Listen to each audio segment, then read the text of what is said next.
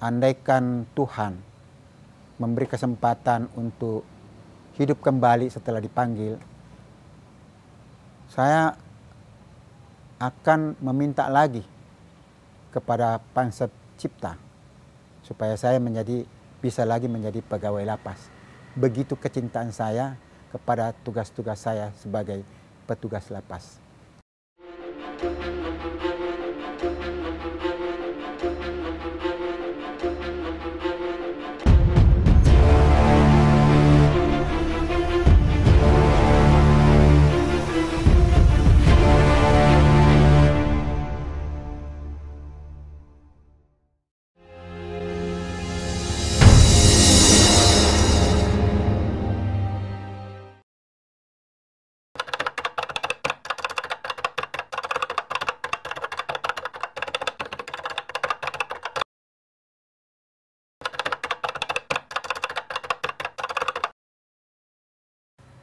Ya, kita masih walaupun sudah pensiun, masih padat dengan aktivitas yang menyangkut dengan pelaksanaan pidana penjara yang berkaitan dengan tugas-tugas kita dulu waktu masih tugas.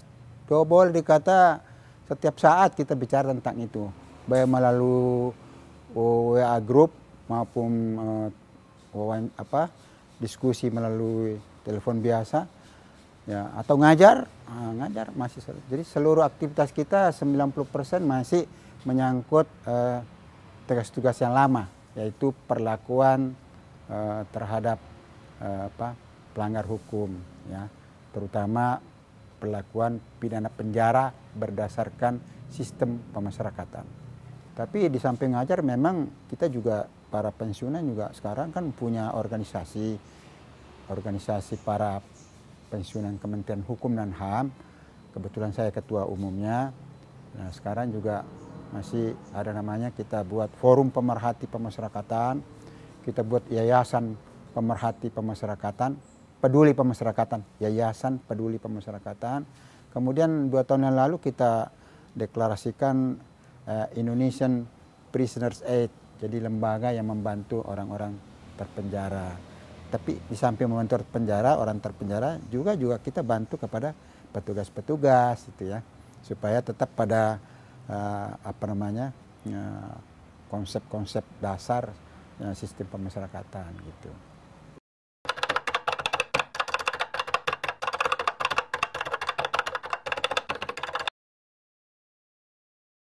Nah, Dirjen itu cuma 11 bulan juga, Bos, ya.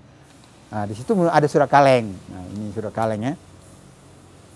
Saya tidak marah. Saya laminating surat kalengnya. Laminating. Saya taruh setiap pagi, saya taruh di atas meja saya. Saya baca itu laminating. Baca surat kaleng. Apa isinya? Saya coba setiap hari Jumat kumpul di atas lantai 7. Ya. Ini ada surat kaleng, isinya begini-begini. Saya tidak cari orangnya.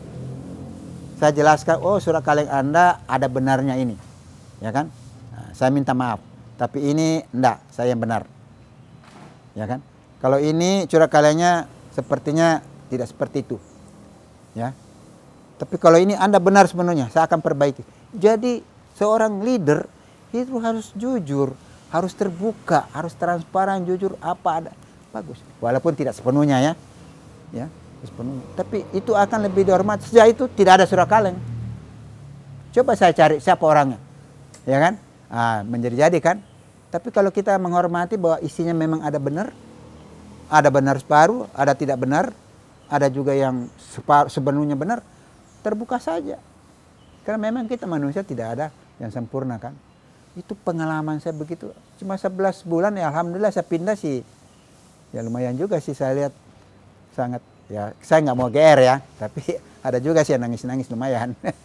Cuma 11 bulan. Nah, di Sekjen, Bong. Wah, itu luar biasa. Saya kan lama sekali di Sekjen. 6 menteri. Ada yang tanya saya, apa sih rumusnya? Kenapa Anda bisa 6 menteri? Biasanya 1 menteri banyak diganti-ganti kan? Ini 1 Sekjen, 6 menteri. Santai aja. Jangan pernah melawan atasan, ya. Tapi jangan pernah membeo. Jangan. Kalau nyatanya kita tidak sepaham, kita sampaikan. Tapi bahasanya juga yang sangat bagus. selalu tempatkan Anda bahwa atasan itu jauh lebih tahu, jauh lebih pintar, jauh lebih menguasai dari kita. Itu pertama. Nah, tapi jelaskan bahwa Pak, saya punya pendapat seperti ini.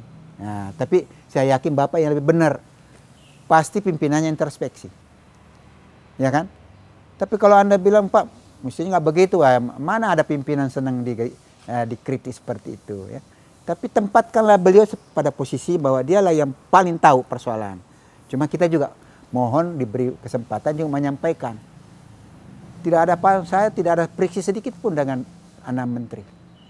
Tapi alhamdulillah karena saya selalu lebih tua, ya alhamdulillah saya bisa artinya memberi informasi, tidak pernah terjadi friksi. Hampir-hampir semuanya klop.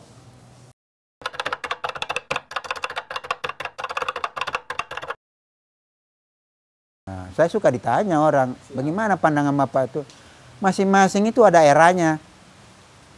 Zamannya pendahulu saya ada eranya. Masing-masing dia bekerja sesuai dengan kondisinya. Sumber-sumber yang tersedia, kondisi politik yang ada waktu itu, sistem pemerintahan waktu itu saya sudah ngerti. Tidak boleh kita mengatakan dulu bagus, sekarang jelek, atau sekarang dulu jelek, sekarang bagus.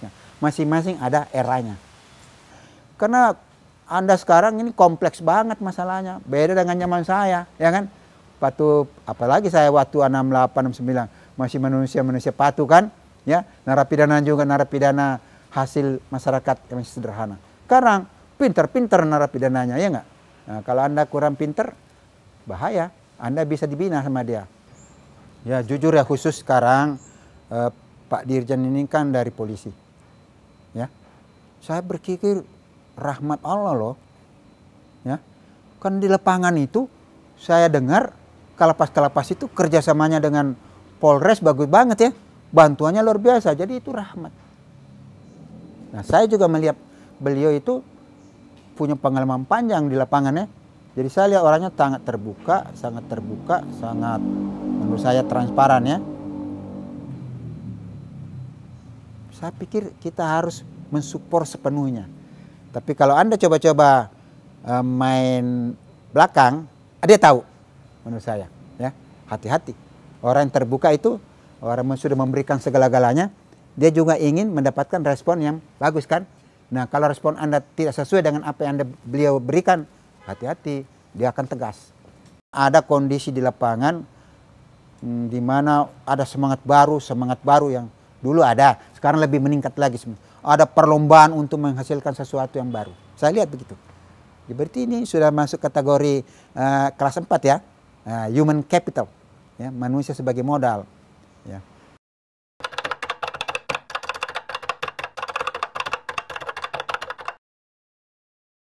Bagaimana kita bisa enjoy, bahagia dalam menjalankan tugas kita? Ya memang harus ada kecintaan yang luar biasa. Ya, kecintaan pada tugas kita. Itu dulu yang pertama. Nah, untuk kita cinta sama tugas kita, ya tadi saya katakan, dengan siapapun pemimpin kita, dengan pekerjaan apapun kita hadapi, dengan siapapun rekan kerja kita, harus kita cocok. Ya, sambil tentu berusaha memberi kontribusi yang terbaik menurut kita. Andaikan Tuhan memberi kesempatan untuk hidup kembali setelah dipanggil, saya akan meminta lagi kepada Pangsa Cipta supaya saya bisa lagi menjadi pegawai lapas. Begitu kecintaan saya kepada tugas-tugas saya sebagai petugas lapas. Selamat Hari Bakti Pemasyarakatan 27 April tahun 2021. Semoga pelaksanaan sistem pemasyarakatan sebagai pengganti sistem kepenjaraan itu semakin maju. Dirgahayu yang ke-57 Hari Bakti Pemasyarakatan. Pemasyarakatan paksi maju.